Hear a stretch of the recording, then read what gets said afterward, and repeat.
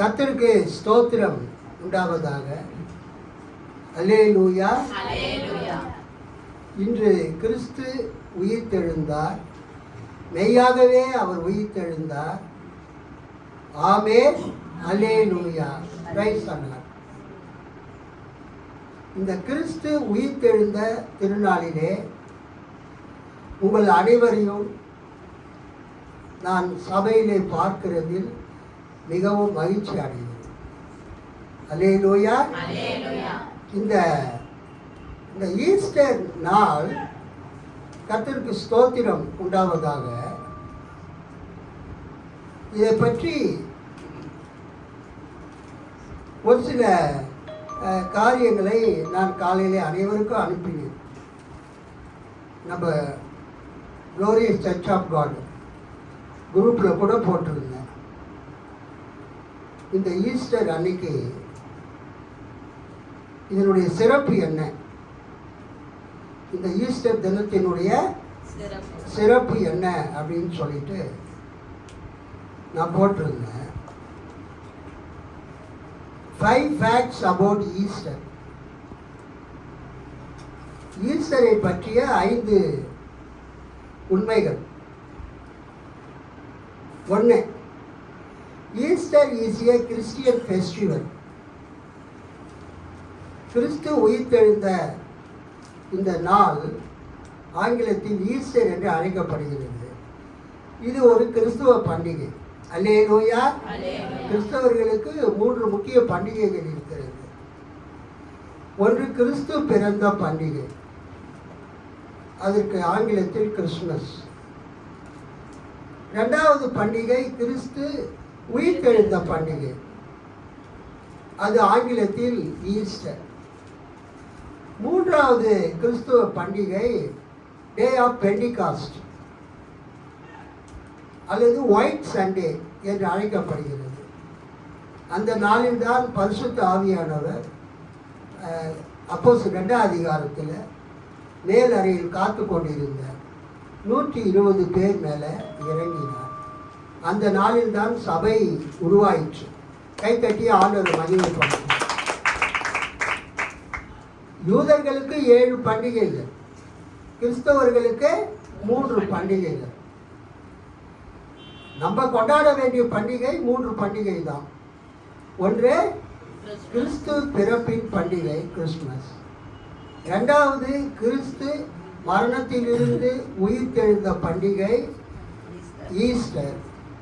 3வது பரிசுத்த ஆவியானவர் பொழிந்தருளப்பட்ட பண்டிகை.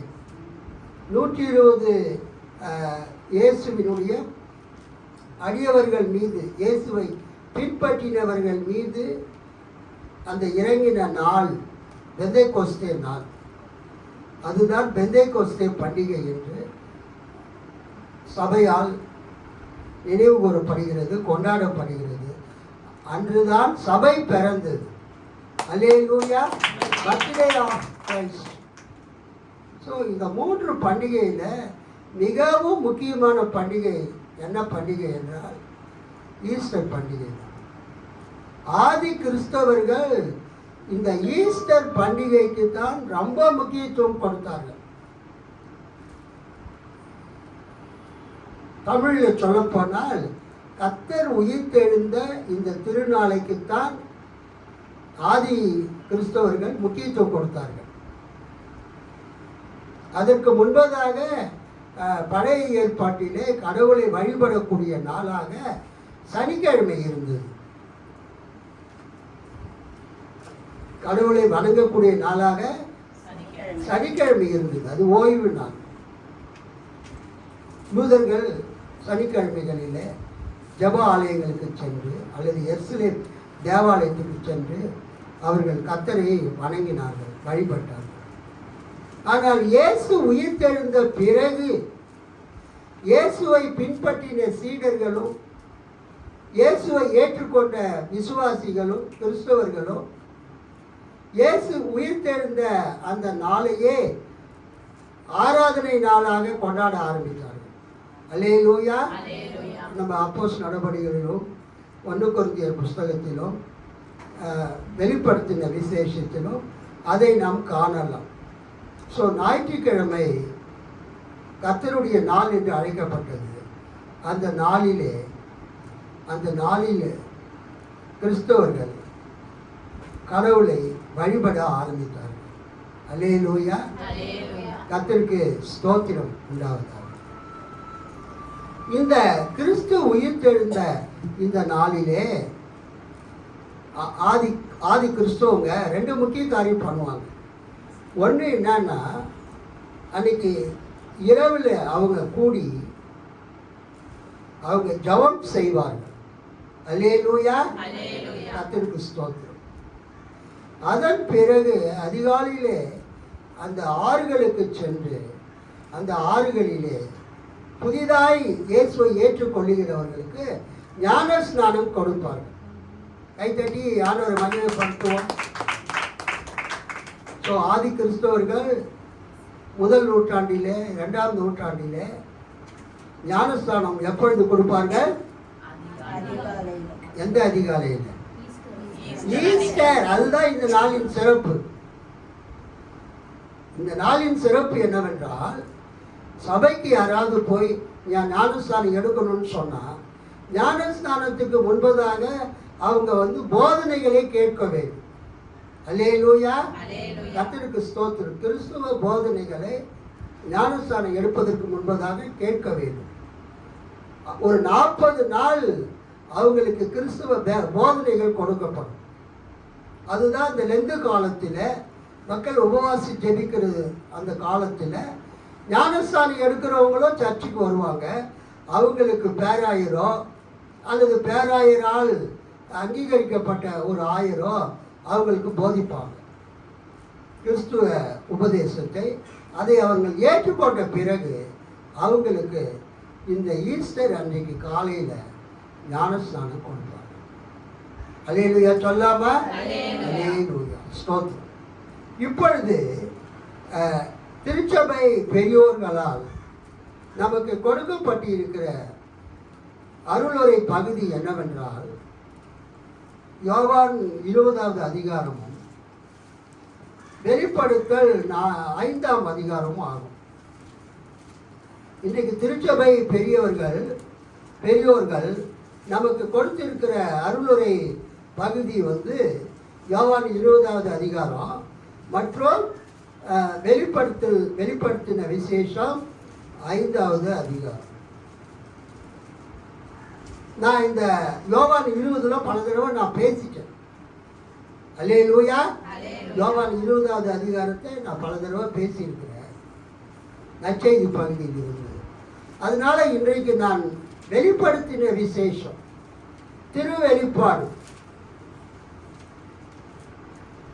5ஆம் அதிகாரத்தில் இருந்து இன்றைக்கு செய்தி கொடுக்க விரும்புகிறேன். கர்த்தருக்கு ஸ்தோத்திரம் உண்டாவதாக. திருவிவிலியம் பொது மொழிபெயர்ப்பில் நான் அதை வாசிக்கிறேன். பிறகு பழைய மொழிபெயர்ப்பையும் இந்த திருவிவிலிய மொழிபெயர்ப்பையும் கலந்து நான் உங்களோடு பேச விரும்புகிறேன். திருவெளிப்பாடு 5ஆம் அதிகாரம். ஆட்டுக்குட்டியும் சுருளேறும். The lamb and the scroll. அரியணையில் வீற்றிருந்தவரது வலக்கையில் ஒரு சுருள் ஏட்டை கண்டேன். அதில் உள்ளும் புறமும் எழுதியிருந்தது. அது 7 முத்திரைகள் பொறிக்கப்பட்டு மூடப்பட்டு இருந்தது. முத்திரைகளை உடைத்து ஏட்டை பிரிக்க தகுதி பெற்றவர் யார் என்று வலிமை மிக்க வானதூதர் ஒருவர் உரத்த குரலில் முழங்க கண்டேன். அதை பிரித்து படித்து பார்க்க விண்ணுலகிலோ மண்ணுலகிலோ கீழ் உலகிலோ இருந்த எவராலும் இயலவில்லை. சுருளேட்டை பிரித்து படிக்க தகுதி பெற்றவர் எவரையும் காணவில்லையே என்று நான் தேம்பி அழுதேன். அப்பொழுது மூப்பரில் ஒருவர் என்னிடம், அழாதே, யூதா குலத்தின் சிங்கமும் தாவீதின் குல கொழுந்தும் ஆனவர் வெற்றி பெற்றுவிட்டார். அவர் அந்த 7 முத்திரைகளையும் உடைத்து ஏட்டை பிரித்து விடுவார் என்று கூறினார். அந்நான்கு உயிர்களும் மூப்பர்களும் புடை சூழ அரியணை நடுவில் ஆட்டுக்குட்டி ஒன்று நிற்க கண்டேன். கொல்லப்பட்டது போல் அது காணப்பட்டது. அதற்கு 7 கொம்புகளும் 7 கண்களும் இருந்தன. அக்கண்கள் கடவுளின் 7 ஆவிகளே. அவை மண்ணுலகெங்கும் அனுப்பப்பட்டவை. ஆட்டுக்குட்டி முன் சென்று அரியணையில் வீற்றிருந்தவரின் வலக்கையில் இருந்து அந்த ஏட்டை எடுத்தது. அது ஏட்டை எடுத்தபோது அந்நான்கு உயிர்களும் 24 மூப்பர்களும் ஆட்டுக்குட்டி முன் பணிந்து விழுந்தார்கள். அவர்கள் ஒவ்வொருவரும் யாழும் சாம்பிராணி நிறைந்த பொற்கிண்ணங்களும் வைத்திருந்தார்கள். இறை மக்களின் வேண்டுதல்களே அக்கிண்ணங்கள். அவர்கள் புதியதொரு பாடலை பாடிக்கொண்டிருந்தார்கள். ஏட்டை எடுக்கவும் அதன் முத்திரைகளை உடைத்து பிரிக்கவும் தகுதி பெற்றவர் நீரே. ஏனெனில் நீர் கொல்லப்பட்டு உமது இரத்தத்தால் குலம், மொழி, நாடு, மக்களினம் ஆகிய அனைத்து நின்றும் மக்களை கடவுளுக்கென்று விலை கொடுத்து மீட்டு கொண்டீர். ஆட்சி உரிமை பெற்றவர்களாகவும் குருக்களாகவும் அவர்களை எங்கள் கடவுளுக்காக ஏற்படுத்தினீர். அவர்கள் மண்ணுலகின் மீது ஆட்சி செலுத்துவார்கள். தொடர்ந்து நான் பார்த்து கொண்டிருக்கும் போது அரியணையையும் உயிர்களையும் மூப்பர்களையும் சுற்றி நின்ற ஏராளமான வான தூதர்களின் குரலை கேட்டேன். அவர்களுடைய எண்ணிக்கை கோடிக்கணக்கில் இருந்தது. கொல்லப்பட்ட ஆட்டுக்குட்டி வல்லமையும் செல்வமும் ஞானமும் ஆற்றலும் பெருமையும் மாட்சியும் புகழ்ச்சியும் பெற தகுதி பெற்றது என்று அவர்கள் உரத்த குரலில் பாடிக்கொண்டிருந்தார்கள். பின்பு விண்ணுலகு, மண்ணுலகு, கீழுலகு, கடல் எங்கும் இருந்த படைப்புகள் அனைத்தும் அவற்றில் இருந்த ஒவ்வொன்றும் அரியணையில் வீற்றிருப்பவருக்கும் ஆட்டுக்குட்டிக்கும் புகழ்ச்சியும் பெருமையும் மாட்சியும் ஆற்றலும் என்றென்றும் உரியன என்று பாட கேட்டேன். அதற்கு அந்த 4 உயிர்களும் ஆமேன் என்றன.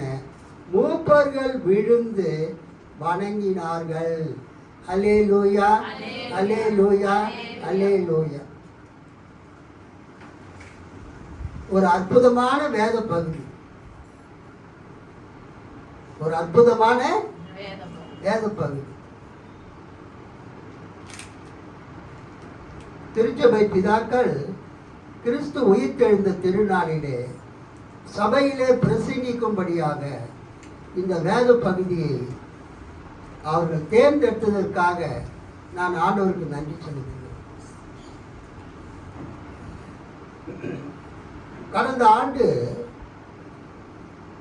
நாம் நடத்தக்கூடிய பிரசங்க பயிற்சி பள்ளி, ஸ்கூல் ஆஃப் ப்ரீச்சிங் கிளாஸில்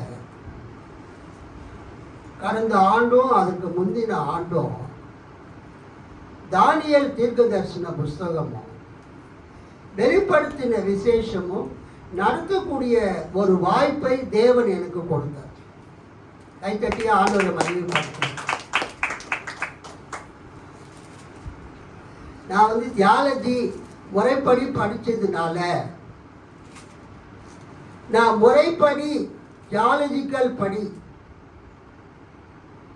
இந்த வேத வசனம் கூறுகிற செய்தியை என்னுடைய மாணவர்களுக்கு, என்னிடத்தில் வரக்கூடிய ஊழியர்களுக்கு கற்றுக் கொடுக்க வேண்டும் என்பதற்காக சில உயர்தரமான இறையியல் நூல்களை வாங்கி, விளக்க உரைகளை வாங்கி படித்து அவைகளில் இருந்து என்னுடைய மாணவர்களுக்கு போதிக்க கர்த்தர் உதவி செய்வார். அல்லேலூயா. தானியேல் புஸ்தகம் 12 அதிகாரத்தை நடத்தவும் வெளிப்படுத்தின விசேஷம்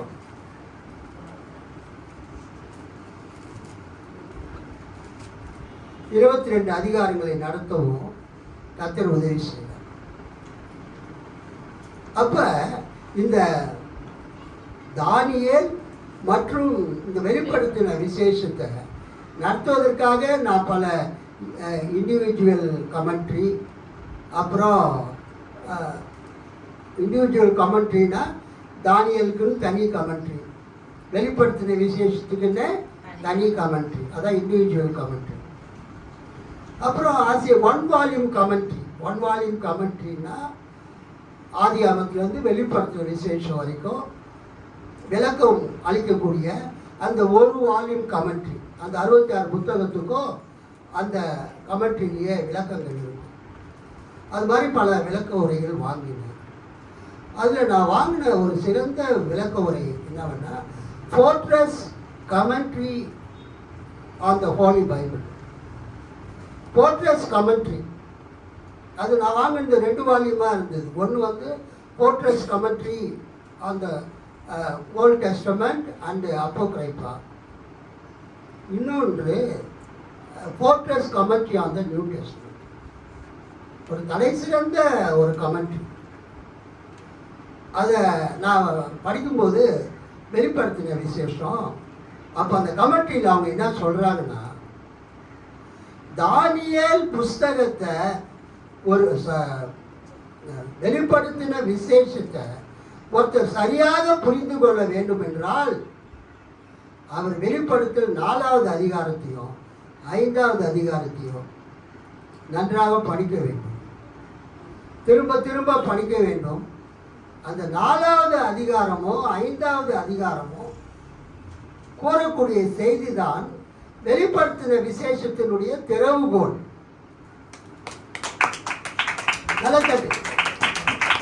வெளிப்படுத்தின விசேஷத்தை ஒருவர் புரிந்து கொள்ள வேண்டும் என்றால் அவர் எதை படிக்கணும்? 4வது அதிகாரத்தையும் 5வது அதிகாரம்.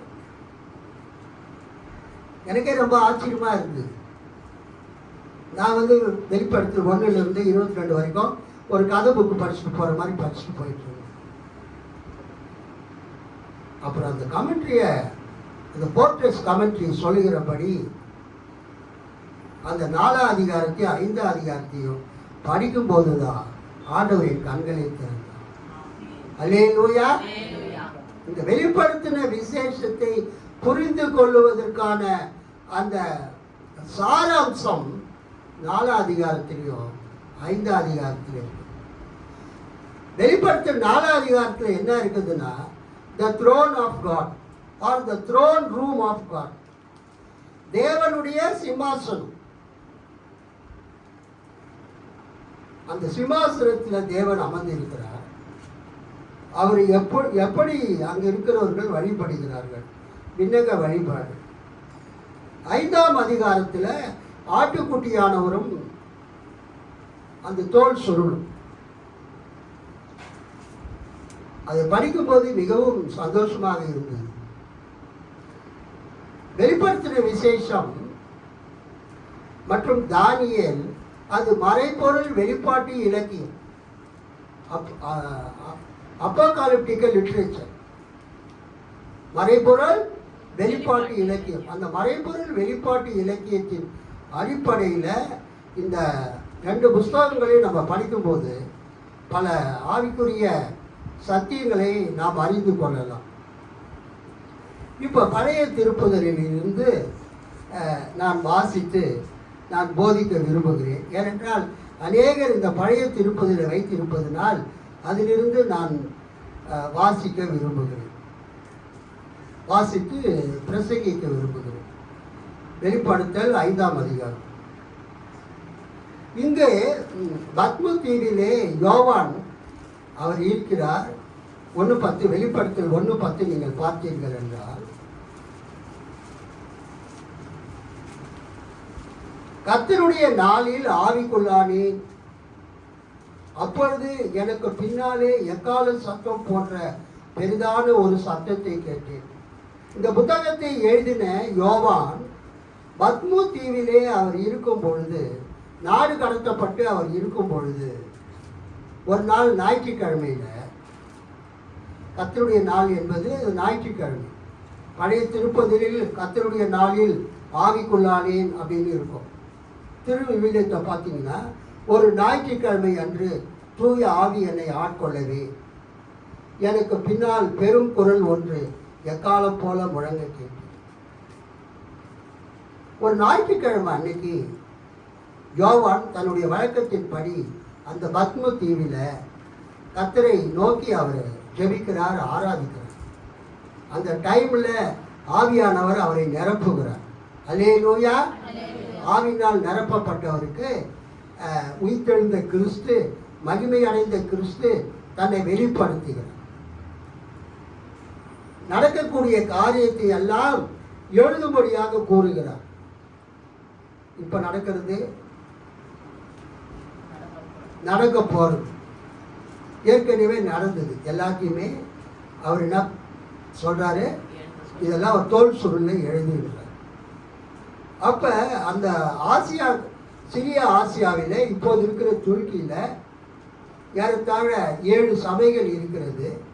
அந்த 7 சபைகளில் என்ன நடக்கிறது என்பதை குறித்து அந்த உயிர்த்தெழுந்த கிறிஸ்து தன்னுடைய செய்தியில் அந்த யோவானுக்கு அவர் குறிப்பிடுகிறார். கர்த்தருக்கு ஸ்தோத்திரம். அந்த 7 சபைகளை பற்றிய அந்த செய்தி முடிந்த பிறகு நம்ம என்ன பார்க்கிறோம் என்றால், 4ஆம் அதிகாரம் 1ஆம் வசனம், இவைகளுக்கு பின்பு இதோ பரலோகத்தில் திறக்கப்பட்டிருந்த ஒரு வாசலை கேட்டேன். முன்னே எக்கால சத்தம் போல என்னுடனே பேச நான் கேட்டிருந்த சத்தமானது, இங்கே ஏறி வா, இவைகளுக்கு பின்பு சம்பவிக்க வேண்டியவைகளை உனக்கு காண்பிப்பேன் என்று விளம்பினது. உடனே ஆவிக்குள்ளானே. அல்லேலூயா. 1ஆம் அதிகாரத்தில் உயிர்த்தெழுந்த கிறிஸ்து யோவானுக்கு காட்சி அளிக்கிறார். A vision of Christ, a vision of the glorified Christ. மகிமை அடைந்த கிறிஸ்து 1ஆவது அதிகாரத்திலே யோவானுக்கு தன்னை காட்டுகிறார். அல்லேலூயா. அவரை மகிமை அடைந்த கிறிஸ்துவை யோவான் பார்க்கிறார்.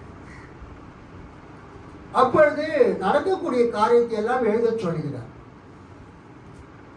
அந்த சிறிய ஆசியாவில், இப்போதைய துருக்கியில், அந்த துருக்கியினுடைய மேற்கு கரையில் கிட்டத்தட்ட 7 சபைகள் இருக்கிறது. அந்த 7 சபைகளுடைய காரியங்களை கர்த்தர் யோவானுக்கு வெளிப்படுத்துகிறார். அந்த வெளிப்படுத்தல் 2ஆவது அதிகாரத்திலும் 3ஆவது அதிகாரத்திலும் வரும்.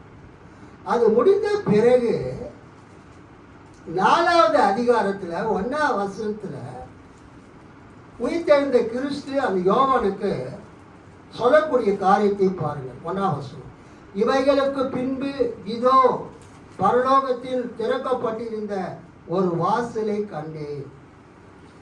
அது வரைக்கும் அவர் பூமியில தான் இருக்கிறார். யோவான் பத்ம தீவில் இருக்கிறார். இப்பொழுது 4ஆம் அதிகாரத்தில் பரலோகத்தில் ஒரு வாசல் திறந்திருக்கிறது. ஒரு திறக்கப்பட்ட வாசலை அவர் பார்க்கிறார். முன்னே எக்கால சத்தம் போல என்னுடனே பேச நான் கேட்டிருந்த சத்தமானது, அது கிறிஸ்துவின் சத்தம். இங்கே ஏறி வா, கம் ஹியர், கம் ஹியர், இங்கே ஏறி வா, இவைகளுக்கு பின்பு சம்பவிக்க வேண்டியவைகளை உனக்கு காண்பிப்பேன் என்று விளம்பினது. உடனே ஆவிக்குள்ளானேன். கைத்தட்டி ஆண்டவரை மகிமைப்படுத்துவோம். Immediately I was in the spirit. நான் ஆவிக்குள்ளானேன். I was filled with the spirit. நான் பரிசுத்த ஆவியினாலே நான் என்ன பண்ணப்பட்டேன்? நிரப்பப்பட்டேன். அப்பொழுது அவர் ஆவிக்குள்ளாக்கப்பட்ட பிறகு 2வது வருஷம், அப்பொழுது இதோ இதோ வானத்தில் ஒரு சிங்காசனம் வைக்கப்பட்டிருந்தது. அந்த சிங்காசனத்தின் மேல் ஒருவர் வீற்றிருந்தார். அல்லேலூயா, அல்லேலூயா, அல்லேலூயா. இதே நான் ஒரு 4-5 நாள் நடத்தினேன். எதை? இந்த வெளிப்படுத்த 4வது அதிகாரத்தையும் 5வது அதிகாரத்தையும். நீங்க தான் வரல, எல்லாமே தெரிஞ்சிச்சு உங்களுக்கு. நம்ம சபை விசுவாசிகள் வரல, அதான் வருத்தம் எனக்கு. உங்க சபை போதகர் கிளாஸ் எடுக்கும் போது யார் வரணும் அந்த கிளாஸ்க்கு?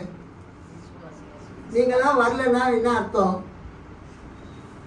அதை பற்றி எனக்கு கவலை இல்லை. உங்களுக்கு வாஞ்சை இல்லை, கற்றுக்கொள்ள வேண்டிய வாஞ்சை உங்களுக்கு இல்லை. நான் ஒரு MTH படித்த பாஸ்டர்.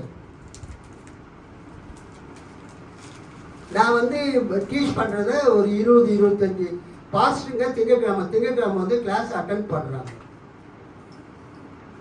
அல்லேலூயா. ஆனால் நம்ம சர்ச்சில் இருக்கிற விசுவாசிங்க யாரும் வரமாட்டீங்க. சரி, உங்களுக்கு நிறைய ஒர்க் இருக்குது, பிஸ்னஸ் பண்ணுறீங்க, ஓகே, கர்த்தர் உங்களை ஆசீர்வதிப்பார். அவ்வளவு பொக்கிஷம் இதுக்குள்ளே இருக்குது. 4வது அதிகாரத்துல 5வது அதிகாரத்துல. பூமியில பத்மதீவில் இருந்தார் யோவான். திடீர்னு அவர் சத்தத்தை கேட்கிறாரு, பார்க்கிறாரு, பரலோகத்துல ஒரு கதவு திறந்து இருக்கிறது. கிறிஸ்து உயிர்த்தெழுந்த கிறிஸ்து, மகிமையாய் இருந்த கிறிஸ்து அவர் கூப்பிடுறாரு, ஏறி வா அப்படின்னு. அங்க என்ன பார்க்கிறாரு? இங்கே ஏறி வா, இவைகளுக்கு பின்பு சம்பவிக்க வேண்டியவைகளை உனக்கு காண்பிப்பேன் என்று விளம்பினது. உடனே ஆவிக்குள்ளானேன். அப்பொழுது இதோ வானத்தில் ஒரு சிங்காசனம் வைக்கப்பட்டிருந்தது. அந்த சிங்காசனத்தின் மேல் ஒருவர் வீற்றிருந்தார். அதுக்கு பிறகு படிச்சு பாருங்க. வெளிப்படுத்த 4வது அதிகாரம் தேவனுடைய சிம்மாசனம் இருக்கிற அறையில் என்ன நடந்தது என்று எழுதியிருக்கு. வெளிப்படுத்த 4வது அதிகாரத்தில் என்ன எழுதியிருக்கிறது? தேவனுடைய சிம்மாசனம் இருக்கிற அந்த அறையில ஆமா, யார் யார் இருக்கிறாங்க, அவங்க என்ன பண்றாங்க, எப்படி அவங்க கடவுளை வணங்குறாங்க, முகங்குப்புற சாஸ்திரமாய் விழுந்து வணங்குறாங்க. இயேசு பெத்லகேமில் பிறந்த போது சாஸ்திரிகள் வந்தாங்க. அவங்க பெத்லகேமில் இயேசு அந்த குழந்தை இருந்த வீட்டுக்கு வந்து அவங்க எப்படி பொன்னையும் வெள்ளைப்பழத்தையும் தூப வர்க்கத்தையும் காணிக்கையாக கொடுத்து விட்டு எப்படி வணங்கினாங்க? இயேசுவை சாஷ்டாங்கமாய் முகங்குப்புற விழுந்து அவரை பணிந்து கொண்டார். இயேசுவை, தேவனை நம்ம எப்படி வணங்கணும் என்பதற்கு கற்றுக் கொடுக்கக்கூடிய ஒரு மிகச்சிறந்த புத்தகம் வெளிப்படுத்தின விசேஷம். வெளிப்படுத்தின விசேஷத்தை நீங்க படிச்சு அதனுடைய அர்த்தத்தை நீங்கள் புரிந்து கொண்டீர்கள் என்றால் கர்த்தரை சாஷ்டாங்கமாய் விழுந்து வணங்குவீர்கள், முகங்குப்புற விழுந்து வணங்குவீர்கள். அவருடைய மகிமை உங்களுக்கு தெரியும் போது அதை நீங்க செய்வீங்க. அப்புறம் 5வது அதிகாரத்தில் யார் இருக்கிறது? ஆட்டுக்குட்டி ஆனவரும் அந்த தோல் சுருள், அந்த புஸ்தகம் ஆட்டுக்குட்டியும் சுருள் ஏறும். 5ஆம் அதிகாரம் 1 முதல். அன்றியும் உள்ளும் புறமும் எழுதப்பட்டு 7 முத்திரைகளால் முத்திரிக்கப்பட்டிருந்த ஒரு புஸ்தகத்தை சிங்காசனத்தின் மேல் வீற்றிருக்கிறவருடைய வலது கரத்திலே கண்டேன். பிதாவாகிய தேவன் சிம்மாசனத்தில், பரலோகத்தில் அவர் அந்த சிம்மாசனத்திலே அமர்ந்து இருக்கிறார். அவருடைய கரத்திலே ஒரு புஸ்தகம் இருக்கிறது. அந்த புஸ்தகம் எப்படி இருக்கிறது? 7 முத்திரைகளால் சீல் பண்ணப்பட்டிருக்கிறது. அந்த புத்தகம் எப்படி இருக்குதுங்க? 7 முத்திரைகளால் சீல் முத்திரையிடப்பட்டிருக்கிறது. நான் வந்து பாலிடெக்னிக்கில் பிசிக்ஸ் லெக்சரராக ஹெச்ஓடியாக ஒர்க் பண்ணேன். ஒவ்வொரு முறையும் நாங்கள் ஃபிசிக்ஸ் ப்ராக்டிக்கல் கண்டக்ட் பண்ணி, அது எங்கள் பாலிடெக்னிக் இருந்தாலும் சரி, வெளியில் எக்ஸ்டர்னலாக போனாலும் சரி, அந்த எங்கள் எக்ஸாமெல்லாம் முடிச்சுட்டு அந்த மார்க்கெலாம் ரொம்ப கேர்ஃபுல்லாக எழுதணும், தப்பு இல்லாமல் எழுதணும். அந்த நம்பரு மார்க்கு வேர்ட்ஸில் எழுதிட்டு கீழே இன்டர்னல் எக்ஸாமினரும் எக்ஸ்டர்னல் எக்ஸாமினரும் கையெழுத்து போட்டு, அது கவர்மெண்ட்லேருந்து ஒரு ப்ரௌன் கலர் கவர் கொடுப்பாங்க. அந்த கவரில் நாங்கள் எழுதின அந்த மார்க் ஷீட் 260, 280, 284 மாணவர்களுடைய அந்த மார்க்கை நாங்கள் என்ன பண்ணுவோம், அந்த கவரில் வச்சு, அது கவர்மெண்ட் கவர் ப்ரௌன் கலரில் இருக்கும், அந்த கவர் அழகாக கம் போட்டு ஒட்டி மூடிட்டு 7 முத்திரை குத்தும். இந்த 7 முத்திரைன்னு வரும்போது அதுதான் எனக்கு ஞாபகம் வரும். கவரில் ரைட் ஹேண்ட் சைடு ஒட்டுறோம், என்னோட கவரை மூடுறோம் இல்லையா, அங்கே ஒரு 3 முத்திரை குத்துவோம். இந்த பக்கம் கவர் அங்கே ஆட்டோமேட்டிக்காக எப்படியோ ஒட்டி இருக்கும், அங்கேயும் எத்தனை முத்திரை குத்துவோம்? 2 கார்னரில் 2 முத்திரை, நடுவில் ஒரு முத்திரை, 6 ஆயிடுச்சிங்களா? அப்புறம் அந்த கவருக்கு நடுவில் பேப்பருக்கு ஒட்டி இருக்கும், அங்கே ஒரு முத்திரை குத்துவோம். மொத்தம் எத்தனை முத்திரை குத்துறோம்? 7 முத்திரை. அது என்ன அர்த்தம்னா, அது டைரக்டரேட் ஆஃப் அந்த எக்ஸாமினேஷன்ஸ் டெக்னிக்கல் எஜுகேஷன் டிடிஇ, அது பிறகு டோட்னு பேர் மாறிச்சு. அந்த டோட்டுக்கு டைரக்டரேட் ஆஃப் டெக்னிக்கல் எஜுகேஷனுக்கு அது போன உடனே அந்த எக்ஸாமினேஷன் பார்க்குற அந்த டெக்னிக்கல் அசிஸ்டண்ட் அந்த கவரை உடைச்சி அந்த மார்க் ஷீட்டை எடுத்து கம்ப்யூட்டரில் ஃபீட் பண்ணுவாங்க. எத்தனை முத்திரை இருக்குது? அது 7 முத்திரை. அது 7னா பூரணமானது. அவ்வளோ சீக்கிரமாக யாரும் என்ன பண்ண முடியாது, அந்த கவரை பிரித்து மார்க் லிஸ்ட்டை சேஞ்ச் பண்ண முடியாது. அது மாதிரி தேவனுடைய கையில் இருக்கிற அந்த புத்தகத்தின் மேலே எத்தனை முத்திரை குத்தி இருக்குது? 7 முத்திரை. அந்த 7 முத்திரையை உடைச்சாதான் அந்த புத்தகத்தை பிரித்து படிக்க முடியும். அந்த புத்தகம் 2 பக்கமே எழுதியிருக்குது, both sides, written on both sides, உள்ளும் புறம்பும் எழுதப்பட்டு. அந்த புத்தகத்தின் தன்மை அந்த காலத்தில் வந்து தோல் சுருளில் எழுதும்போது ஒரு பக்கமாக தான் எழுதுவாங்க. ஆனால் இன்னைக்கு நம்ம பேப்பரில் எப்படி எழுதுகிறோம்? போத் சைட்ஸ், 2 பக்கமும் எழுதுகிறோம். அதே மாதிரி தேவனுடைய கரத்தில் இருக்கிற அந்த புத்தகம் 2 பக்கமும் எழுதப்பட்டு இருந்தது, உள்ளும் புறம்பும் எழுதப்பட்டு 7 முத்திரைகளால் முத்திரிக்கப்பட்டிருக்கிற, சீல் பண்ணப்பட்டிருக்கிற ஒரு புஸ்தகத்தை சிங்காசனத்தின் மேல் வீட்டிருக்கிறவருடைய வலது கரத்திலே கண்டேன். அல்லேலூயா. அந்த புஸ்தகத்தில் என்ன எழுதி இருக்குது அப்படின்னு யாருக்குமே தெரியாது. அந்த சீலை உடைச்சிட்டு அந்த 7 முத்திரைகளை உடைச்சிட்டு படித்தாதான் அதில் என்ன எழுதி இருக்குதுன்னு தெரியும்.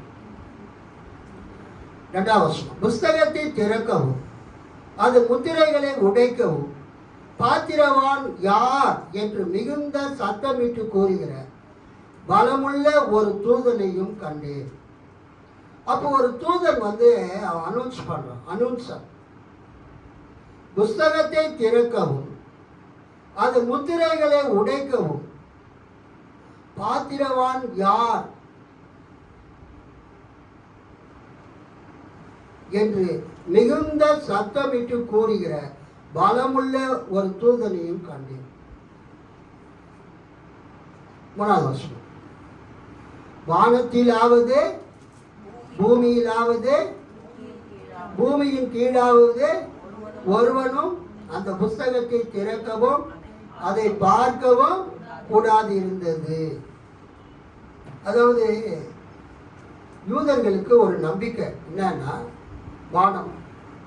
வானத்தில் தேவ தூதர்கள்லாம் இருப்பாங்க, பூமியில் உயிரோடு இருக்கிற மனிதர்கள் அனைவரும் பூமியில் இருக்கிறாங்க. பூமிக்கு கீழே அந்த கிரேக்கர்கள் என்ன சொன்னாங்கன்னா, பூமிக்கு கீழே ஹேடஸ், பாதாள உலகம் என்று ஒரு உலகம் இருக்கிறது. பாதாள உலகம், ஹேடஸ், அண்டர் வேர்ல்டு, பூமிக்கு கீழே இருக்கிற உலகம். அங்கே யார் இருப்பாங்கன்னா, ஏற்கனவே மரித்து போனவங்க அங்கே போய் இருப்பாங்க. சாக்ரட்டிஸ் அதுதான் சொல்றாரு அவருடைய லாஸ்ட் ஸ்பீச்சில். அவருக்கு விஷத்தை கொடுத்து சாகடிங்க, விஷத்தை குடிச்சிட்டு செத்துருங்கன்னு சொல்லும்போது, அவர் குடிக்கிறதுக்கு முன்னால் அவர் சொல்லுவார், நான் சாகிறத பற்றிலாம் பயப்படல, அல்லேலூயா, நான் சாகிறத பற்றிலாம். அவர் மேலே சுமத்தப்பட்ட குற்றச்சாட்டு என்னன்னா, அவர் இளைஞர்களை எல்லாம் கெடுக்கிறாரு, தனது போதனையின் மூலமாக இளைஞர்களை கெடுக்கிறார். அதுதான் சாக்ரட்டிஸின் மீது சுமத்தப்பட்ட குற்றச்சாட்டு. அப்போ சாக்ரட்டிஸ் என்ன சொல்றாரு, நான் இங்கே என்ன பண்ணிட்டு இருக்கிறேனோ அதை தான் நான் செத்து போன பிறகும் பண்ண போகிறேன். நான் செத்து போன பிறகு என்ன நீங்கள் இங்கே அடக்கம் பண்ணிடுவீங்க, ஆனால் என்னுடைய ஆத்மா, my soul will go to Hades, the underworld, மரித்தோர் இருக்கக்கூடிய அந்த உலகத்திற்கு என்னுடைய ஆத்மா போவோம், நான் போவேன். எனக்கு முன்னால் அங்கே நீதிபதிகள் இருக்கிறாங்க, கவிஞர்கள் இருக்கிறாருங்க, அறிவாளிகள் பலர் இருக்கிறாங்க, பல தலைவர்கள் இருக்கிறாங்க என்ன மாதிரியே. நான் இங்கே இப்போ என்ன பண்ணிட்டு இருக்கிறேனோ அதைத்தான் நான் மரித்த பிறகு அந்த ஹேடஸ், பாதாள உலகத்துக்கு போய் அவங்களோட பேசிட்டு இருப்பேன். என் வேலையே பேசுறது தான். அல்லேலூயா, கை கட்டி ஆண்டவர் மகிமை. I am not afraid about my death. After my death, I will go to Hades and I will continue my talk there. இங்க பேசிட்டு இருக்கிற, இங்க போதிச்சுட்டு இருக்கிற, நான் செத்து போன பிறகு எங்க போவேன்? பாதாளத்துக்கு போய் அங்கேயும் நான் பேசிட்டு இருப்பேன். அங்கே எனக்கு முன்னால் இருக்கிற அந்த அறிவாளிகள், தத்துவ ஞானிகள்லாம் இருக்கிறாங்க, அவங்களோட பேசிட்டு இருப்பேன். இது அந்த காலத்தில் வாழ்ந்த மக்களுடைய ஒரு நம்பிக்கை. 3 இடத்துல மக்கள் இருக்கிறாங்க, வானத்தில், பூமியில், பூமிக்கு கீழே பாதாள உலகத்தில் இருக்கிறாங்க. அந்த பாயிண்ட் தான் அவர் சொல்றார். என்ன சொல்றாரு? 3ஆம் வசனம், வானத்திலாவது பூமியிலாவது பூமியின் கீழாவது ஒருவனும் அந்த புஸ்தகத்தை திறக்கவும் அதை பார்க்கவும் கூடாது இருந்தது. அல்லேலூயா. தேவன் கரத்தில் இருக்கிற புஸ்தகத்தை வாங்கி நம்ம படிக்க முடியுமா? ஒரு அப்பாவுக்கு ரொம்ப பிரியமான ஒரு குழந்தை, இந்த அதியன், அவங்க அம்மா கையில் உட்காந்துட்டு இருக்கிறான். ஒருவேளை அவங்க அம்மா கையில் இருக்கிற புஸ்தகத்தை வாங்கி அவர் பிரித்து பார்க்கலாம். நம்ம போய் பிரித்து வாங்க முடியுமா அவங்க கையில் இருக்கிற புக்கை? ஏதோ ஒரு சீக்ரெட் லெட்டர் படிச்சுட்டு இருக்கிறாங்க, அதை நம்ம வாங்கி படிக்க முடியுமா? முடியாது. முத்திரை போட்டிருந்தாவே என்ன அர்த்தம்னா ஹைலி கான்ஃபிடென்ஷியல். நாங்கள் அந்த டோட்டுக்கு டிடிக்கு அனுப்புகிற மார்க் லிஸ்ட்லேயே கான்ஃபிடென்ஷியல்னு அவங்களே கவர்மெண்ட்டே பிரிண்ட் பண்ணி கொடுத்துருப்பாங்க ஷாப்பிங்கில். தட் மீன்ஸ் ஒருத்தர் இந்த கவரில் வச்சு முத்திரை போட்டாக்கா அதை யார் பெற்றுக்கொள்கிறாரோ அவர் தான் அதை பிரித்து என்ன பண்ண முடியும்? படிக்க முடியும்.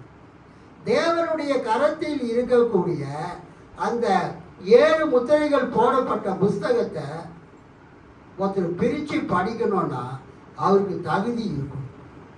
அல்லேலூயா.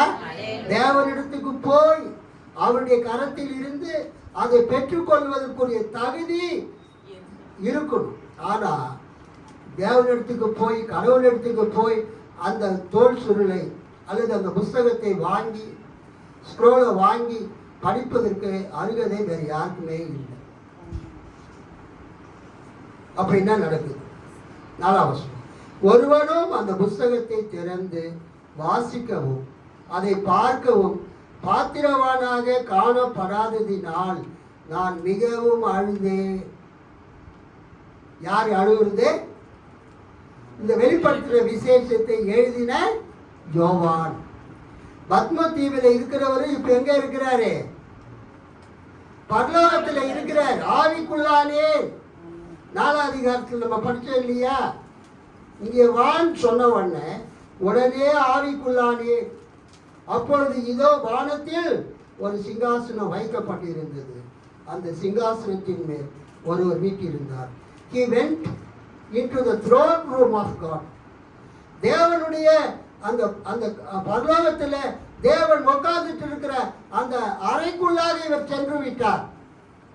அங்க அப்படியே பார்க்கிறாரு யார் யார் இருக்கிறாங்க, என்ன இருக்கிறாங்க.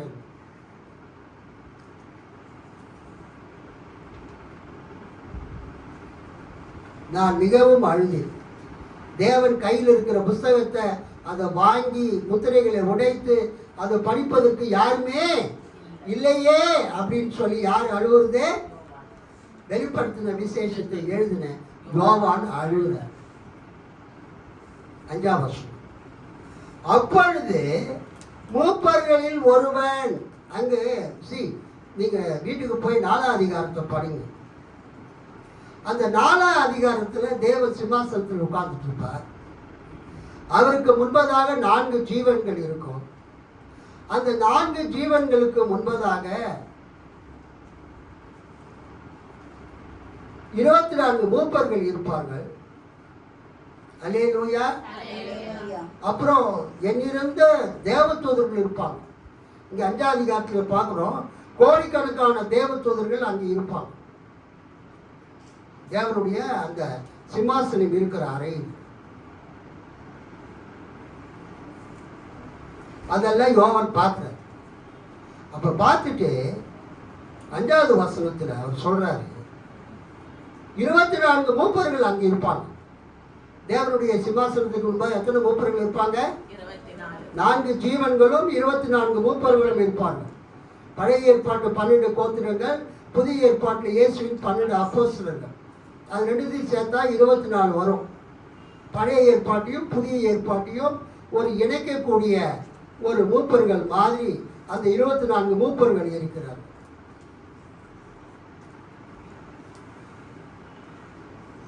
அந்த 24 மூப்பர்கள்ல ஒருத்தர் சொல்றாரு யோவானை பார்த்து, அப்பொழுது அந்த 24 மூப்பர்களில் ஒருவன், அப்படிதான் நம்ம படிக்கணும். அப்பொழுதே 24 மூப்பர்களில் ஒருவன்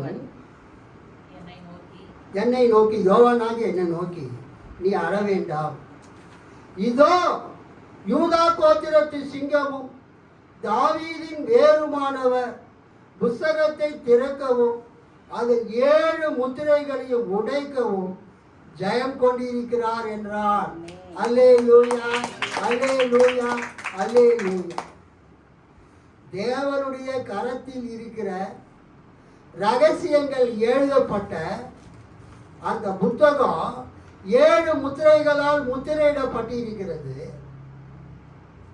அந்த புத்தகம் போத் சைட்ஸ், உள்ளும் புறமும் எழுதப்பட்டு இருக்கிறது. என்ன எழுதியிருக்குதுன்னு தெரியல, ரகசியங்கள் எழுதப்பட்டு இருக்கிறது. அந்த தேவனுடைய கரத்தில் இருக்கிற புத்தகத்தை வாங்கி அந்த 7 முத்திரைகளை உடைத்து அதை நமக்கு படித்து காண்பிப்பதற்கு யாருமே இல்லை. வானத்தில், பூமியில், பூமியின் கீழே இருக்கிற ஆடஸ், மருத்துவர் உலகத்தில், the world of the dead, under வேர்ல்டில், நெதர் வேர்ல்டு யாருமே இல்லை.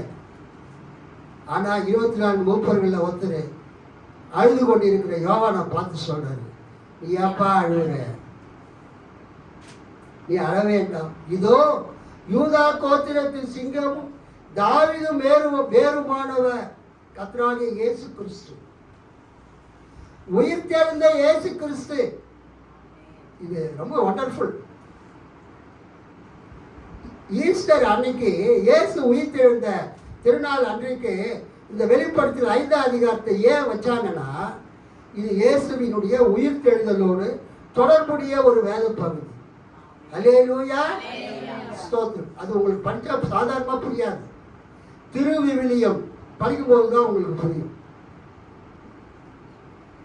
இதோ யூதா கோத்திரத்து சிங்கமும் தாவீதின் வேறுமானவர் புஸ்தகத்தை திறக்கவும் அதன் 7 முத்திரைகளை உடைக்கவும் ஜெயம் கொண்டிருக்கிறார். அல்லேலூயா, கர்த்தருக்கு ஸ்தோத்திரம். திருவிவிலியத்தில் படிக்க 5ஆம் வசனம். அப்பொழுது மூப்பரில் ஒருவர் என்னிடம், அழாதே, யூதா குலத்தின் சிங்கமும் தாவீதின் குல கொழுந்தும் ஆனவர் வெற்றி பெற்று விட்டார். அல்லேலூயா, யூதா கோத்திரத்து சிங்கம் தாவீதின் குல கொழுந்துமானவர் வெற்றி பெற்று விட்டார். He has conquered. He has triumphed. வெற்றி பெற்று விட்டார், ஜெயம் கொண்டு விட்டார். அவர் அந்த 7 முத்திரைகளையும் உடைத்து அந்த ஏட்டை, அந்த அந்த அந்த நூலை, அந்த நூலில் இருக்கிற ஏடுகளை அவர் பிரித்து விடுவார் என்று கூறினார். அல்லேலூயா. அது வரைக்கும் அழுது கொண்டிருந்த யோவான் அழையை நிறுத்திட்டு நடக்க போகிறதை பார்க்கிறார். 6ஆம் வசனம். அப்பொழுது இதோ ஆட்டுக்குட்டி சிங்காசனத்திற்கும் இதோ அடிக்கப்பட்ட வண்ணமாய் இருக்கிற ஒரு ஆட்டுக்குட்டி, அந்த பாயிண்ட் முக்கியம். இதோ அடிக்கப்பட்ட வண்ணமாய் இருக்கிற ஒரு ஆட்டுக்குட்டி சிங்காசனத்திற்கும் 4 ஜீவன்களுக்கும் மூப்பர்களுக்கும் மத்தியிலே நிற்க கண்டேன். அது 7 கொம்புகளையும் 7 கண்களையும் உடையதாய் இருந்தது. அந்த கண்கள் பூமி எங்கும் அனுப்பப்படுகிற தேவனுடைய 7 ஆவிகளே யாம். அந்த ஆட்டுக்குட்டியானவர் வந்து சிங்காசனத்தின் மேல் உட்கார்ந்தவருடைய வலது கரத்தில் இருந்த புஸ்தகத்தை வாங்கினார். கைத்தட்டி எல்லாரும் சத்தமாக சொல்லாமா? கைத்தட்டி. நீ அழாதப்பா அப்படின்னு அவர் சொன்ன உடனே யூதா கோத்திரத்து சிங்கம் தாவீதின் வேறுமானவர் புஸ்தகத்தை திறக்கவும் அது 7 முத்திரைகளை உடைக்கவும் ஜெயம் கொண்டிருக்கிறார் அப்படின்னு சொல்லிட்டு சொல்லி முடிச்ச உடனே யோவான் நிமிர்ந்து பார்க்கிறாரு. அப்பொழுது இதோ அடிக்கப்பட்ட வண்ணமாயிருக்கிற ஒரு ஆட்டுக்குட்டி சிங்காசனத்திற்கும் 4 ஜீவன்களுக்கும் மூப்பர்களுக்கும் மத்தியிலே நிற்க கண்டேன். அது வாங்க வாங்க வெல்கம். அது 7 கொம்புகளையும் 7 கண்களையும் உடையதாய் இருந்தது. என்னதுங்க? 7 கொம்புகளையும் 7 கண்களையும் உடையதாய் இருந்தது. அந்த கண்கள் பூமி எங்கும் அனுப்பப்படுகிற தேவனுடைய 7 ஆவிகளே யாம். அந்த ஆட்டுக்குட்டியானவர் வந்து சிங்காசனத்தின் மேல் உட்கார்ந்தவருடைய வலது கரத்தில் இருந்து புஸ்தகத்தை வாங்கினார். கவனிங்க, நான் இன்னைக்கு இதை நடத்துவேன்னு எனக்கே தெரியாது. அல்லேலூயா, கர்த்தருக்கு ஸ்தோத்திரம். நான் மத்தேயு 28வது அதிகாரத்தில் தான் நான் பிரசங்கம் பண்ணணும்னு நினைச்சிட்டு இருந்தேன். இங்கே வந்த பிறகுதான் இன்றைக்குரிய வேத வாசனத்தை என்ன கொடுத்து சங்கீதம் வாசிக்கிறதுக்காக இன்னைக்கு என்ன சங்கீதம் வாசிக்கணும்னு பார்த்தேன். சங்கீதம் 118 கொடுத்துருந்தாங்க. சரி வேணா அதே திரும்ப திரும்ப வாசிக்கிறேன்ட்டு 100ஆம் சங்கீதத்தை வாசிக்க சொல்லிட்டு இன்னும் அருளறை பகுதின்னு பார்த்தா யோவான் 20, வெளிப்படுத்தல் 5ஆம் அதிகாரம்.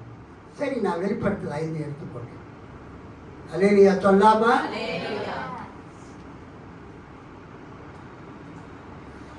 இயேசுவை பற்றி இந்த வசனம் சொல்லுகிறது. இதோ அடிக்கப்பட்ட வண்ணமாக இருக்கிற ஒரு ஆட்டுக்குட்டி. இந்த நம்ம தமிழ் பைபிள் பவர் மொழிபெயர்ப்பு கிட்டத்தட்ட 150 வருஷத்துக்கு முன்னால் எழுதப்பட்டது. 150 வருஷத்துக்கு முன்னால் என்ன தமிழ் பேசினாங்களோ அந்த தமிழ் தான் இந்த பைபிள் மொழிபெயர்க்கப்பட்டது. ஆனால் இப்போ நம்ம பேசுகிற தமிழ் வேற, அர்த்தம் வேற. கிராமத்தில் பார்த்தீங்கன்னா புதன்கிழமை சனிக்கிழமை ஆடு அடிப்பாங்க. அங்கே வரவங்க மார்க்கெட்டுக்கு என்ன கேட்பாங்கன்னா ஆடு அடிச்சாச்சான்னு கேட்பாங்க. எஸ்பெஷலி அந்த தரங்கம்பாடி, புறையார், தஞ்சை மாவட்டத்தில் அந்த பஸ் ஸ்டாண்டு பக்கமாக அந்த ஆடு வெட்டுற இடம் இருக்கும். அங்கே வரவங்க என்ன கேட்பாங்க? உங்கள் ஊரில் எப்படி கேட்பாங்க? வெட்டியாச்சுன்னு கேட்க மாட்டாங்க. ஆடு அடிச்சிட்டாங்களா? இந்த நம்ம பைபிளில் இருக்கிற வார்த்தை மக்கள் பேசின வார்த்தை தான். ஆடு அடிச்சிட்டாங்களான்னு தான் கேட்பாங்க. இப்போ நான் ஒரு பையனை அடிக்கிறேன்னா அதுக்கு என்ன அர்த்தம்? அவனை அடிக்கிறேன்னு அர்த்தம். கையால் ஒரு கொம்பால் அடிக்கிறேன்னு அர்த்தம். அந்த அர்த்தத்தில் ஆடு அடிச்சிட்டாங்களான்னு நம்ம எடுத்துக்க கூடாது. இங்கே ஆடு அடிச்சாச்சுன்னா என்ன அர்த்தம்னா ஆடை வெட்டிட்டாங்களா, ஆடை வெட்டிட்டாங்களா. நம்ம போய் கறி வாங்கிட்டு வரலாமா, அதான் அதுக்கு அர்த்தம். இறைச்சி வாங்கிட்டு வரலாமா, அந்த வார்த்தையை தான் இங்கே போட்டுருக்குறாங்க. என்ன போட்டிருக்குறாங்க? 6ஆம் வசனத்தில் இதோ அடிக்கப்பட்ட வண்ணமாக இருக்கிற ஒரு ஆட்டுக்குட்டி. ஆக்சுவலாக நீங்கள் இங்கிலீஷ் பைபிள் பார்த்தீங்கன்னா the lamb that was killed, the lamb that was slain, கொல்லப்பட்ட ஆட்டுக்குட்டி. என்னதுங்க? கொல்லப்பட்ட, வெட்டப்பட்ட ஆட்டுக்குட்டி. திருவிழி.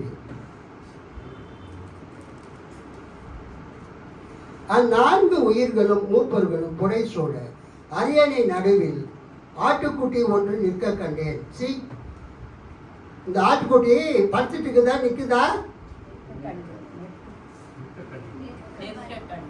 நிற்க கண்டேன். சிலுவையிலே அடிக்கப்பட்ட, சிலுவையிலே கொலை செய்யப்பட்ட, சிலுவையிலே அறையப்பட்ட, சிலுவையிலே ஜீவனை விட்ட அந்த ஆட்டுக்குட்டி இப்ப பரலோகத்தில் நின்றுட்டு இருக்கு. எப்படிங்க நிக்குது? 3ஆம் நாளிலே உயிர்த்தெழுந்தது. அதனாலதான் இந்த வேத பகுதியை திருச்சபை பிதாக்கள் இன்றைக்கு பிரசங்கத்துக்கு கொடுத்திருக்கிறார்கள். அடிக்கப்பட்ட ஒரு ஆட்டுக்குட்டி நான் நிற்க கண்டேன் என்பது எதை குறிக்கிறது? அந்த ஆட்டுக்குட்டி கொலை செய்யப்பட்டது, அந்த ஆட்டுக்குட்டி கொல்லப்பட்டது, அந்த ஆட்டுக்குட்டி சிலுவையிலே அறையப்பட்டது. ஆட்டுக்குட்டின்னா ஏதோ ஒரு 4 கால் உள்ள அந்த கருப்பு ஆட்டு பார்க்காதீங்க. நமக்கு ஆட்டுக்குட்டின்னா என்ன ஞாபகத்துக்கு வரும்? ரோட்ல போற ஆட்டுக்குட்டி தான் நமக்கு ஞாபகத்துக்கு வரும். ஆட்டுக்குட்டின்னா நம்ம பார்க்குற ஆட்டுக்குட்டி இல்லை. யோவான் சொல்வாரு, இதோ உலகத்தின் பாவத்தை சுமந்து தீர்க்கிற தேவ ஆட்டுக்குட்டி. 7 வார்த்தை பேசும்போது நம்ம பார்த்தோம்.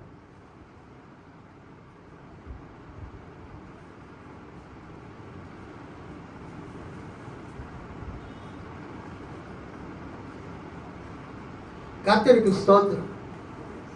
இயேசு உயிர்த்தெழுந்த திருநாள்ல நமக்கு தியானிப்பதற்காக வெளிப்படுத்தல் 5ஆம் அதிகாரத்தை கொடுத்திருக்கிறார்.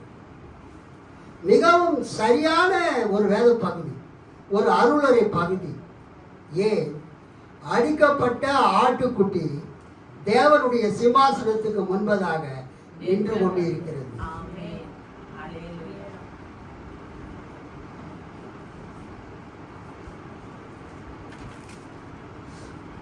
அரியணை நடுவில், சிம்மாசனத்துக்கு நடுவில் ஆட்டுக்குட்டி ஒன்று நிற்க கண்டேன். கொல்லப்பட்டது போல் அது காணப்பட்டது. எப்படிங்க காணப்பட்டது? கொல்லப்பட்டது போல், கொலை செய்யப்பட்டது போல், கொல்லப்பட்டது போல் அந்த ஆட்டுக்குட்டி காணப்பட்டது. ஏன்னா அந்த ஆட்டுக்குட்டியினுடைய கையில காலில் உடம்புல ஃபுல்லா காயம், பார்க்கும்போதே தெரியுது. இந்த ஆட்டுக்குட்டியை எங்க அரைஞ்சிருக்கிறாங்க? சிலுவையில் அரைஞ்சிருக்கிறாங்க. ஆட்டுக்குட்டியின் 2 கைகளிலும் அந்த ஆணி அடித்த தழும்பு இருக்குது. ஆட்டுக்குட்டியின் 2 கால்களிலும் ஆணி அடித்த அந்த தழும்பு இருக்குது. ஆட்டுக்குட்டியினுடைய விழாவில ஈட்டியால் குத்தப்பட்ட தழும்பு இருக்குது. ஆட்டுக்குட்டியின் முதுகில வாரினால் அடிக்கப்பட்ட அந்த தழும்பு இருக்குது. அதனால்தான் கொல்லப்பட்டது போல் அது காணப்பட்டது. கொல்லப்பட்டது உண்மை, ஆனா 3வது நாளிலே அந்த ஆட்டுக்குட்டி உயிர்த்தெழுந்து வந்தது. நம்ம ஆண்டவர் ஜெயம் கொண்டவர், நம்ம ஆண்டவர் மரணத்தை ஜெயித்தவர். யூதர்கள் நினைத்தார்கள், ரோமர்கள் நினைத்தார்கள், இந்த இயேசு சிலுவையில் அறிஞ்சா அவர் சாப்டர் முடிஞ்சிடும் நினைச்சாங்க. நீங்கள் சிலுவையில் அறைந்து கொலை செய்த உங்கள் ஆண்டவரை, உங்கள் இரட்சகரை தேவன் 3வது நாளில் உயிரோடு எழுப்பினார். அதுக்கு நாங்கள் சாட்சி. ஸோ இந்த காலை நேரத்தில் அந்த ஆட்டுக்குட்டி 7 கொம்பு இருக்குது, 7 கண்கள் இருக்குது. கொம்புகள் என்பது பலத்துக்கு அடையாளம், வல்லமைக்கு அடையாளம், பலத்துக்கு அடையாளம், பவர். 7 என்பது பூரணம்.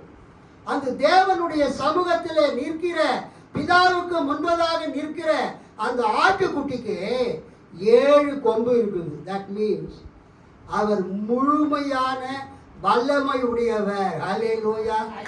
வானத்திலும் பூமியிலும் சகல அதிகாரமும் வல்லமையும் எனக்கு கொடுக்கப்பட்டு இருக்கிறது. அதான் 7 கொம்பு. அவரால் செய்யக்கூடாத காரியம் எதுவுமே கிடையாது. அவருக்கு எத்தனை கண் இருக்குது? 7 கண்கள். 7 என்பது பூரணம், கண்கள் என்பது அறியக்கூடிய தன்மை. அனைத்தையும் அறியக்கூடிய தன்மை நமது ஆண்டவராக இயேசு கிறிஸ்து.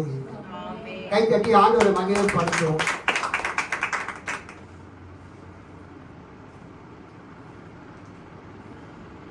அதுக்கு அடுத்தது அப்புறம் என்னாச்சு? அந்த ஆட்டுக்குட்டி பிதாவின் கரத்தில் இருக்கிற அந்த புஸ்தகத்தை வாங்கின உடனே அங்கே என்ன நடக்குது? 8ஆம் வசனம். அந்த ஏட்டை எடுத்த போது அந்த 4 உயிர்களும் 4 ஜீவன்களும் 24 மூப்பர்களும் அந்த த்ரோன் ரூம் ஆஃப் காட், தேவனுடைய சிம்மாசனம் இருக்கிற அந்த அறையில் இருக்கிற 24 மூப்பர்களும் ஆட்டுக்குட்டிக்கு முன் பணிந்து விழுந்தார்கள். அல்லேலூயா. இயேசு பிறந்த பொழுது சாஸ்திரிகள் பொன்னையும் வெள்ளை போலத்தையும் தூப வர்க்கத்தையும் அந்த குழந்தை இயேசுவினுடைய பாதத்திலே சமர்ப்பித்து, பெரிய ஞானிகள், சாஸ்திரிகள், ராஜாக்கள் அவர் எப்படி பணிந்து கொண்டாங்க? சாஷ்டாங்கமாய், முகம் குப்புற, prostrated themselves. தாங்கள் பெரிய அறிவாளிகள், தாங்கள் ராஜாக்கள், அதெல்லாம் மறந்துட்டு பெத்லகேமிலே பிறந்த பாலகனுடைய பாதத்தில் சாஷ்டாங்கமாய் முகம் குப்புற விழுந்து அவர் வணங்கினார்கள். அது பூலோகத்தில் பெத்லகேம். இந்த பரலோகத்தில் என்ன பார்க்கிறோம்? 24 மூப்பர்கள் தங்களுடைய கிரீடங்களை எல்லாம் அவங்க கழட்டி வச்சுட்டு, தங்கள் கையில் இருக்கிற தூப கலசத்தை அவங்க எடுத்துக்கொண்டு, அந்த சாம்பிராணி புகை எடுத்துக்கொண்டு, அது இறை மக்களின் வேண்டுதல்கள். அவங்க என்ன பண்ணாங்க? சாஷ்டாங்கமாய் விழுந்து அவரை பணிந்து கொண்டார்கள். அப்போ அவங்க சொல்றாங்க, புதிய பாட்டை பாடுறாங்க. இந்த 5வது அதிகாரத்தில் 3 ஹிம்ஸ் இருக்குது, 3 துதிப்பாடல்கள் இருக்குது. நீங்கள் திருவிழியத்தை பார்த்தீங்கன்னா, அது இங்கிலீஷ் பைபிள்களை பார்த்தீங்கன்னா அதில் 3 பாடல்கள் செய்யுள் வடிவத்தில் இருக்கும். அதுக்கு தான் நான் திரும்ப திரும்ப சொல்றது என் ஸ்டூடெண்ட்டுங்களை எல்லாம், நீங்கள் தமிழ் பைபிளோட திருவிழித்தி ஒன்றே வாங்கி வைத்து கொள்ள வேண்டும். ஏன்னா அது தனித்தனியாக இருக்கும். ஹிம்ஸ்னா துதிப்பாடல்கள்னா தனித்தனியாக இருக்கும். இதில் இருக்கிற முதல் துதிப்பாடல், அவர்கள் புதியதொரு பாடலை பாடிக்கொண்டிருந்தார்கள். ஏட்டை எடுக்கவும் அது முத்திரைகளை உடைத்து பிரிக்கவும் தகுதி பெற்றவர் நீரே, ஏனெனில் நீ கொல்லப்பட்டு, ஏனெனில் நீ கொல்லப்பட்டு. நம்ம பைபிளில் எப்படி இருக்கோம்? அழிக்கப்பட்டு. 9ஆம் வசனம், நீ ஏனெனில் நீர் அழிக்கப்பட்டுன்னு இருக்கும். திருவிழித்தை பார்த்தீங்கன்னா ஏனெனில் நீ கொல்லப்பட்டு உமது இரத்தத்தால் குலம், மொழி, நாடு, மக்களினம் ஆகிய அனைத்தினின்றும் மக்களை கடவுளுக்கென்று விலை கொடுத்து மீட்டுக் கொண்டீர். அல்லேலூயா. இயேசு சிலுவையில் சிந்தின இரத்தத்தினாலே உங்களையும் என்னையும் விலை கொடுத்து மீட்டுக் கொண்டார். அல்லேலூயா. வெள்ளியினாலும் பொன்னினாலும் இயேசு உங்களை என்னையும் ரட்சிக்கல, வாங்கல. நமது சொந்த ரத்தத்தை சிந்தி நம்மை மீட்டுக் கொண்டார். ஆட்சி உரிமை பெற்றவர்களாகவும் குருக்களாகவும் அவர்களை எங்கள் கடவுளுக்காக ஏற்படுத்தி அவர்கள் மண்ணுலகின் மீது ஆட்சி செலுத்துவார்கள் அப்படின்னு அவங்க பாடுறாங்க. தொடர்ந்து பார்த்தீங்கன்னா 11ஆம் வசனத்தில், பரலோகத்தில் இருக்கக்கூடிய சிம்மாசனத்தில் தேவன் இருக்கிறார், அவருக்கு முன்பதாக 4 ஜீவன்கள் இருக்கிறார்கள், அவர்களுக்கு முன்பதாக 24 மூப்பர்கள் இருக்கிறார்கள், அவர்களோடு கூட கோடிக்கணக்கான தேவதூதர்கள் இருக்கிறாங்க. 11ஆம் வசனம், மூப்பர்களையும் சுற்றி நின்ற ஏராளமான வான தூதர்களின் தேவ தூதர்களின் ஏஞ்சலாஸ் குரலை கேட்டு அவர்களுடைய எண்ணிக்கை கோடி கணக்கில் இருந்தது. அந்த த்ரோன் ரூம், தேவனுடைய சிம்மாசனத்தில் எத்தனை பேர் இருக்கிறாங்க? கோடி கணக்கான தேவ தூதர்கள் இருக்கிறாங்க. அதனால்தான் தேவன்கிட்ட போறதே முடியாத காரியம், அன்அக்சசிபிள். நீங்க நினைக்கிற மாதிரி நம்ம தேவன்கிட்ட நேரம் போயிட முடியாது. தேவன் இருக்கிறார், 4 ஜீவன்கள் இருக்கிறார்கள், 24 மூப்பர்கள் இருக்கிறார்கள், கோடிக்கணக்கான தூதர்கள் இருக்கிறார்கள். அவங்களெல்லாம் தாண்டி உங்களால போக முடியுமா தேவன்கிட்ட? கிறிஸ்து சிலுவையில் சிந்தின ரத்தத்தினாலே தேவாலயத்தின் திரைச்சீலை மேலிருந்து கீழ் வரைக்கும் 2ஆக கிழிந்தது. Anyone can go to God. இயேசு சிலுவையில மரித்ததினால, தேவாலயத்தின் திரைச்சீலை 2ஆக கிழிந்ததினால 4 ஜீவன்கள், 24 மூப்பர்கள், கோடிக்கணக்கான தேவ தூதர்கள் இருந்தாலும் இயேசுவின் பிள்ளைகள் டைரக்டா தேவன் கிட்ட போக முடியும். அவருடைய சிம்மாசனத்துக்கு போக முடியும், அவரிடத்துல பேச முடியும். எவ்வளவு பெரிய கிஃப்ட் கீர்த்தனா உனக்கு. ஜஸ்ட் இமேஜின், பரலோகத்திலே தேவன் சிம்மாசனத்தில் உட்கார்ந்து இருக்காரு, அவருக்கு முன்பதாக 4 ஜீவன்கள் இருக்கிறது, அவர்களுக்கு முன்பதாக 24 மூப்பர்கள் இருக்கிறாங்க, அவங்களை சுற்றி கோடிக்கணக்கான தேவ தூதர்கள், சேனைகளின் கர்த்தர் பரிசுத்தர் பரிசுத்தர் பரிசுத்தர் இடைவிடாமல் பாடிக்கொண்டிருக்கிறாங்க. நம்ம சபை விசுவாசி, உன் பேர் என்னம்மா? விக்டோரியா மகாராணி அம்மா போறாங்க. உடனே தேவதூதர் சொல்றாரு, நீங்க போக முடியாது தேவன்கிட்ட. நோ நோ நோ, திரைச்சலை 2ஆக கீழ்ச்சாச்சு. என் இயேசு ஆண்டவர் சிலுவையில் மரித்த போது அவர் எனக்கு பிதா கிட்ட போறதுக்கு புனிதும் ஜீவனமான மார்க்கத்தை உண்டாக்கி இருக்கிறார். நீ யார் என்ன ஸ்டாப் பண்றதுக்கு? அப்பாலே போ இயேசு நாமத்தினால. ஐயோ ஐயோ, இந்த பொண்ணு சின்ன பொண்ணாதான் இவ்வளவு பயங்கரமா பேசுது, போமா போமா. அதனாலதான் பிதா கிட்ட நீங்க டைரக்டா போகலாம். அதற்கான வழியை இயேசு உண்டாக்கி இருக்கிறார். உங்களுக்கு புனிதர்களோ அவங்களோ இவங்களோ யார்கிட்டையும் நீங்க போய் என்ன பண்ண தேவையில்லை, கேட்க தேவையில்லை. என்கிட்ட பேசுறதுக்கு எங்க மகனுக்கு எதுங்க மீடியேட்டரு? என்கிட்ட பேசுறதுக்கு என் மகளுக்கு எதுக்கு மத்தியஸ்தர்? Any time they can come to me and talk to me. நீங்க தேவனுடைய பிள்ளைகள், இயேசுவின் ரத்தத்தால மீட்கப்பட்டு இருக்கிறீர்கள். நீங்க தேவன்கிட்ட போகும்போது ஆட்டோமேட்டிக்கா வழி திறக்கப்படும். தேவனுடைய கிருபாசனத்தண்டைக்கு நீங்கள் போய் உங்கள் ஜபங்களை, உங்கள் துதிகளை, ஸ்தோத்திரங்களை தேவனுக்கு தெரியப்படுத்தலாம். அந்த தேவ தூதர்கள் பாடுற பாட்டு ரொம்ப இம்பார்ட்டன்ட். 12ஆம் வசனம். சீக்கிரம் முடிச்சிட, டைம் ஆயிடுச்சு. அவங்க தேவதூதர்கள் கோடிக்கணக்காக இருக்கிறாங்க திருவிவிலியத்தின் படி. நம்ம பைபிளில் 1000 10,000 இருக்கிறாங்க. 12ஆம் வசனம். அவர்களும் அந்த தேவதூதர்களும் மகா சத்தமிட்டு அடிக்கப்பட்ட, தட் இஸ் கொல்லப்பட்ட, சிலுவையிலே கொல்லப்பட்ட, சிலுவையிலே அறையப்பட்ட, அதாவது மீனிங் சிலுவையிலே கொல்லப்பட்ட, சிலுவையிலே அறையப்பட்ட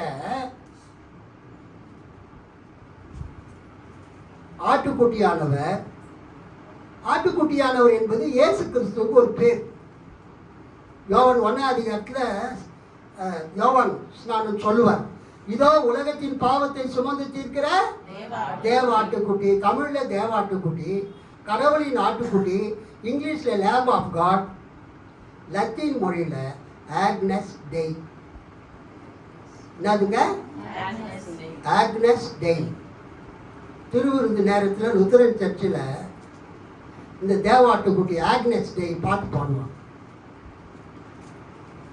கவனிங்க, அவங்க என்ன சொல்றாங்க? அடிக்கப்பட்ட, கொல்லப்பட்ட, சிலுவையில் அறையப்பட்ட. இப்போ அவர் உயிர் எழுந்துட்டார்.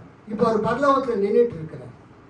ஆட்டுக்குட்டியானவர் 7 காரியம் வருப்பாங்க: வல்லமையையும் ஐஸ்வர்யத்தையும் ஞானத்தையும் பலத்தையும் கனத்தையும் மகிமையையும் ஸ்தோத்திரத்தையும் பெற்றுக்கொள்ள பாத்திரராய் இருக்கிறார் என்று சொன்னார்கள். கை தட்டி ஆண்டவரை மகிமைப்படுத்துவோம்.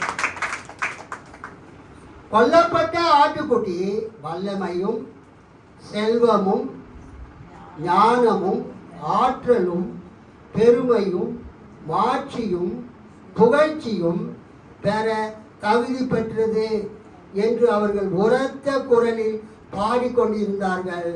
அல்லேலூயா. ஏசாயா 6ஆம் அதிகாரத்தில் அந்த சேராபீன்கள் என்ன பண்ணிட்டு இருந்தாங்க? சேனைகளின் கர்த்தர் பரிசுத்தர் பரிசுத்தர் பாடினாங்க. ஆனா யோவான் பரலோகத்தில் போகும்போது இயேசு உயிர்த்தெழுந்த பிறகு பிதா கரத்தில் இருக்கக்கூடிய அந்த 7 முத்திரைகள் குத்தப்பட்ட அந்த தோல் சுருளை, அந்த நூலை அவர் வாங்கின பிறகு அந்த தேவதூதர்கள் சேனைகளின் கர்த்தர் பரிசுத்தர் பரிசுத்தர் பாடல. அவங்க என்ன பாடுறாங்க? 7 attributes of God. கடவுளுடைய 7 விதமான தன்மைகள், இயேசுவினுடைய 7 விதமான தன்மைகள் என்னவென்று பாடுகிறார்கள்.